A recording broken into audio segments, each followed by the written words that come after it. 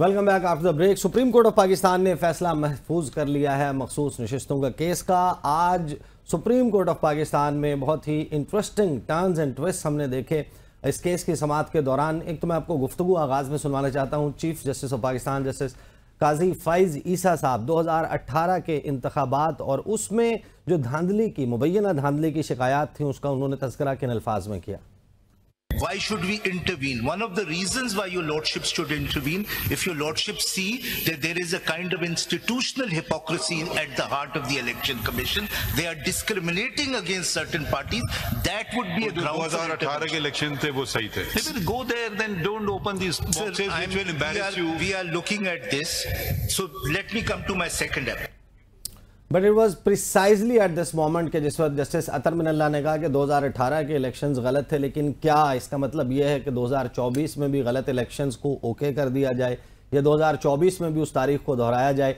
Supreme court ने इस पर फैसला महफूज कर लिया। In due course of time हम देखेंगे कि इसका फैसला सुना दिया जाएगा। तफसीली फैसला और शॉर्ट ऑर्डर दोनों जो है वो मुतवक्के हैं, अगले चंद रोज में आ सकते हैं, अनाउंस किए जा सकते हैं। लेकिन आज एक डॉक्यूमेंट फैसल सदीकी की तरफ से पढ़कर सुनाया गया कमरा अदालत में। इलेक्शन कमीशन ऑफ पाकिस्तान का ये डॉक्यूमेंट है और ये कहा गया, फैसल सदीकी ने कहा कि पहली दो लाइन स्किप कर दें। इसमें लिखा हुआ है 15 फरवरी 2024 से 18 फरवरी 2024 के दरमियान सुन्नी इत्तेहाद काउंसिल को ज्वाइन किया आज़ाद अरकान ने और दीगर सियासी जमातों को आइन के article 51 sub clause 6D 6E और आर्टिकल 106 3C और फिर ये सब कुछ हुआ गिवन टाइम फ्रेम में इलेक्शन एक्ट 2017 के सेक्शन 92(6) के तहत। क्या होगा इस केस का फैसला? आमना साहिबा, आप लोग सीट्स मांग रहे हैं, आप लोग कॉन्फिडेंट हैं? कार्रवाई आपने देख ली कि आप लोगों को ये सीट्स मिल जाएंगी जो कि मखसूस नशिस्तें बनती हैं उन लोगों के हिस्से की जिन्होंने अपने तौर पर तो तहरीक इंसाफ को वोट डाला था। देखिए, आपका जो सवाल है कि क्या हमें ये सीट्स मिल जाएंगी, हम it's a fair judicial system, so मैं तो उनका डिसीजन तो प्रिडिक्ट नहीं कर सकती हूँ, बट मैं बहुत कॉन्फिडेंट हूँ एज ए लॉयर हमारे आर्ग्यूमेंट्स के ऊपर और हमारा जो केस था, बल्कि वो उसकी समरी जो है बड़ी इंटरेस्टिंग बात है। जो PTI के लॉयर थे वो कहते हैं कि जी उनके मुताबिक 18 सीटों वालों को 30 सीटें रिजर्व कैसे दी जा सकती हैं। तो काजी फ़ाइज़ ईसा ने कहा कि फिर आपकी लॉजिक के मुताबिक तो 0 सीटों वालों को तो 0 सीटें मिलनी चाहिए, and this is very plain math. और मज़ेदार बात यह है कि PTI के वकील ने खुद अपनी कॉन्वर्सेशन में एक्सेप्ट किया, कहते हैं yes sir, yes my lord, I was unable to explain this to you. अगर जब वो खुद कार्रवाई के दौरान ये कह रहे हैं कि जी मैं उसको ठीक तरीके से एक्सप्लेन नहीं कर सका, तो मेरा ख्याल है this is admission of failure on his part himself. But आप ये कह रही है कि जो प्रोपोर्शनल रिप्रेजेंटेशन है, आइन की मर्जी और मंशा ये है कि जो अगर 1 करोड़ 60 लाख लोगों ने PTI को वोट डाला, उसमें 80 लाख अगर खवातीन थी, लेट्स जस्ट सपोज कि 80 लाख खवातीन थी, उनकी नुमाइंदगी आपकी जमात की और आपकी हम जमात खवातीन कर सकती हैं। ये फेयर होगा, आइन की रूह के मुताबिक होगा। देखिए, आइन की रूह के मुताबिक ये होगा कि आइन के मुताबिक जिस पार्टी ने इलेक्शन कंटेस्ट नहीं किया, it was their own personal decision to join Sunni Ittehad Council. किसी अंडर प्रेशर तो उन्होंने नहीं किया। अगर उन्होंने एक ऐसी नो अंडर प्रेशर नहीं हुआ था। इन्होंने पहले वो बल्लेबाज को ज्वाइन किया, फिर वो बदल गए, फिर इन्होंने बड़े अरसा मुशावरत करते रहे। मेरा ख्याल है शेख रशीद साहब भी इनके साथ मिलने को उन्होंने बहुत दफा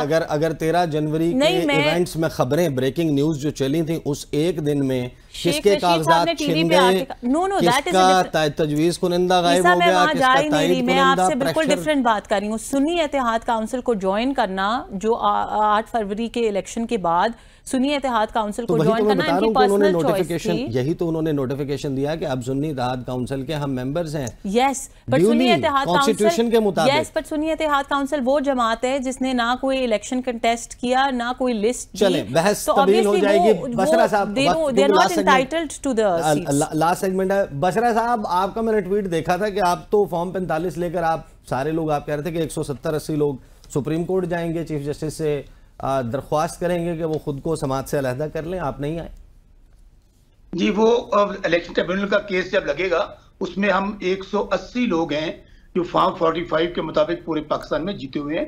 हम सब लोग उस दिन सुप्रीम कोर्ट आएंगे और इन राइटिंग दरख्वास्त देंगे कि चीफ जस्टिस काजी फ़ाइज़ ईसा साहब, हमें ना आपसे इंसाफ की तवक्को है, ना हमें आप पे इत्मीनान है, और आप इस बेंच से अलग होकर फुल कोर्ट बनाएं और उसकी लाइव प्रोसीडिंग जिस तरह आज दिखा रहे हैं उसकी लाइव प्रोसीडिंग दिखाएं और वो इंशाल्लाह डेटा करीब आएगी। अच्छा, दूसरी बात देखें, ये तो बिल्कुल ऐसे ही है कि 1 साल कहा जाता रहा कि तहरीक इंसाफ जो है इनका टिकट को नहीं लेगा, ये पार्टी खत्म हो गई, बल्कि फवाद चौधरी ने कहा कि उन्होंने कहा कि ये हम इस पार्टी को खत्म कर देंगे। आपने हर हरबा इस्तेमाल कर लिया। एंड ऑफ द डे आप चीफ जस्टिस काजी फाइजा कह रहे थे भाई आपने हमारे बल्ले का निशान छीन लिया, हमारी पार्टी कहाँ रह गई, और फिर आप ये कह रहे हैं वहां बैठ के कि जी इलेक्शन कमीशन ने आपकी अपनी गलतियों की वजह से छीना गया था निशान।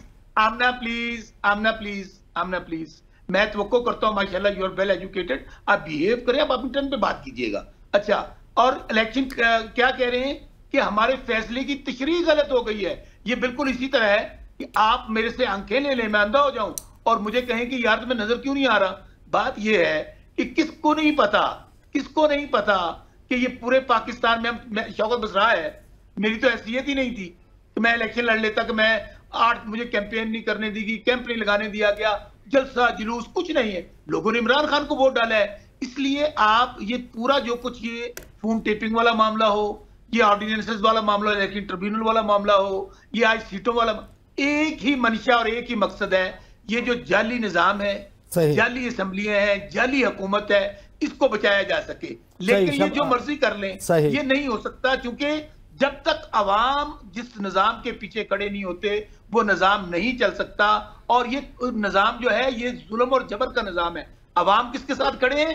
कैदी नंबर 804 के साथ। लोग कहते हैं जान अल्लाह दी वोट खानदा, निजाम को चलाना है, सही उसका रास्ता अडयाला जेल से होकर गुजरेगा। हसन रजा पाशा साहब ये बताइएगा कि कॉन्स्टिट्यूशन के हवाले से आज हम देख रहे हैं इस केस की जितनी भी प्रोसीडिंग हुई, Chief justice of Pakistan insist कर रहे हैं कि text letter of the constitution के ऊपर जाना चाहिए, जबकि हम देख रहे हैं कि बेंच में मौजूद मुख्तलिफ जजेस हैं, उनकी राय ये बनती हुई दिखाई दे रही है कि स्पिरिट ऑफ द कॉन्स्टिट्यूशन भी देखा जाए, आइन की मर्जी और मंशा क्या है और कंप्लीट जस्टिस की तरफ जाना चाहिए। तो आपकी क्या पोजीशन है, आप क्या समझते हैं कि इंतहाई अहम मुकदमा इसमें लेटर ऑफ द कॉन्स्टिट्यूशन को देखेंगे या letter and spirit of the constitution को?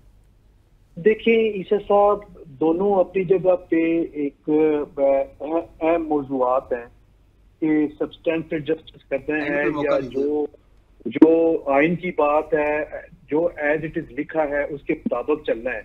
अब आइन में ये कहीं नहीं लिखा कि अगर आजाद किसी पार्टी में चले जाएं तो जो नशिस्तें उनकी होती हैं या वो बच जाती है, उनको नहीं दी जाती और वो सरप्लस हो जाती हैं, तो वो फिर बाकी पार्टियों के दरमियान बांट दी जाए। ये आइन में नहीं लिखा हुआ। शहबाज कुरैशी साहब मुझे ये बताइएगा कि एक तो इलेक्शन कमीशन ऑफ पाकिस्तान, आप उसके हवाले से क्या कहेंगे कि इस केस में भी अदालत की मुआवनत से ज़्यादा, मैं क्योंकि अटेंड करता रहा हूँ, हर प्रोसीडिंग मैंने अटेंड की है, तो मुझे तो ऐसा लग रहा है जैसे पाकिस्तान का इलेक्शन कमीशन जो है वो एज अ पार्टी इसमें एक्ट कर रहा है। ये मेरी राय है, गलत हो सकती है, बट आपकी अंडरस्टैंडिंग क्या है? आज जस्टिस अतर मिनल्ला ने भी ये कहा कि जो सवालात उन्होंने अपने एडिशनल नोट में छोड़े थे उसके ऊपर शायवे करता हुआ इलेक्शन कमीशन नजर आ रहा है। देखिए, एक तो ये वक्त का तकाजा है जी, हर वक्त ये चेंज होता रहता है, एक जैसा नहीं रहता हर वक्त। और ये मैं आमना बीवी को बताना चाहता हूँ वो थोड़ा सा अपने अल्फाज का चुनाव देखभाल के करें, क्योंकि ये वक्त चेंज हो जाता है और फिर कल को रिसीविंग एंड पे ये भी हो सकती हैं। ये इलेक्शन कमीशन का तो आप यहीं से अंदाजा लगा लें कि उन्होंने एक प्राइवेट काउंसिल, जो कि कानून में इजाजत ही नहीं है, काजी फायजीसा साहब की अपनी जजमेंट है कि प्राइवेट काउंसिल सरकारी इदारा नहीं कर सकता, उन्होंने प्राइवेट काउंसिल इसमें एंगेज किया। तो यहीं से अंदाजा लगा लें कि वो हर जगह PMLN ने इतनी अपीलें नहीं की होंगी इलेक्शन प्रोसेस में जितनी इलेक्शन कमीशन ने खुद की नहीं, तो वो जानिबदार तो है ही। और आप अगर ये देख लें कि ये सारे का सारा काम तो, ये सारे का सारा मसला तो असल में काजी साहब के फैसले से हुआ, जो कि 11:30 बजे इन्होंने बल्ला छीना, और एन उस वक्त छीना जब टाइम बिल्कुल सिंबल का देने वाला मकसूद था।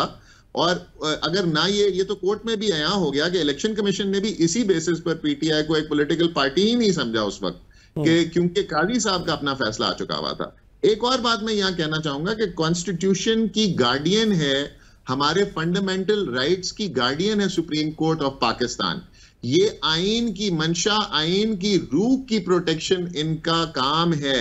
एक आम इंसान जो कि ताकतवर नहीं होता, वो इतनी बड़ी अदालतों के पास इसलिए जाता है कि बहुत बड़ी स्टेट होती है जिसकी कोई एक्सेस की वजह से कोई ऐसी गलती हो जाती है जहां से वो अदालत से दाद रसी लेने जाता है। रबड़ स्टैंप लगवाने सरकारी काम पे या सरकार की गलतियों पे रबड़ स्टैंप लगवाने अदालत नहीं जाता। ये सुप्रीम कोर्ट ऑफ पाकिस्तान है, ये किसी ट्रैफिक वार्डन की खुली कचहरी नहीं है कि यहां आप ये कह दो कि ये आपने इशारा क्यों क्रॉस कर दिया, अब तो आपको यहां पे जुर्माना होगा। ये आपने देखना है स्पिरिट में कि हुआ क्या। यहां पर जो कानून का आर्टिकल कॉन्स्टिट्यूशन का हमारा 51(6) का डी और ई है, वो क्या कहता है? वो ये कहता है कि जो प्रोपोर्शनल रिप्रेजेंटेशन के हिसाब से औरतों को और माइनॉरिटीज को सीट दी जाएंगी उस प्रोपोर्शन में जिस प्रोपोर्शन में उस पार्टी ने नशिस्तें हासिल की या उसके बैक कैंडिडेट्स ने नशिस्तें हासिल की। आपने अदालत ने करना क्या है? अदालत ने अवाम की जो तर्जुमानी है उनके वोट के सही। अब रन आउट ऑफ टाइम। ये ऑल टुगेदर एक बड़ी डिबेट है, इसके ऊपर जाहिर है कि अभी फिल वक्त बात नहीं हो सकती। शौकत बसरा साहब, आमना हसन साहिबा, शहबाज खोसा, हसन रजा पाशा साहब, बहुत बहुत शुक्रिया। ये फैसला भी आ जाएगा। हमने मियां मोहम्मद नवाज शरीफ को नाअहल होते निकाले जाते और फिर उनके ऊपर ताहयात नाअहली का फैसला भी देखा। वज़ीर आज़म इमरान खान के साथ जो कुछ हुआ वो भी देखा और अब मखसूस नशिस्तों के केस का भी फैसला आ जाएगा। लेकिन मेरा ख्याल है कि कुछ फैसले ऐसे हैं जो तारीख़ करती है, अदालतें नहीं करती, अवाम करती है, अदालतें नहीं करती। मौर्रिख इनके बारे में ज़रूर लिखेगा। हम बोलें ना बोलें, इस आने वाली तारीख़ में इसके ऊपर बात ज़रूर होगी। अब तक के लिए इतना ही, इजाज़त दीजिए। अल्लाह हाफ़िज़।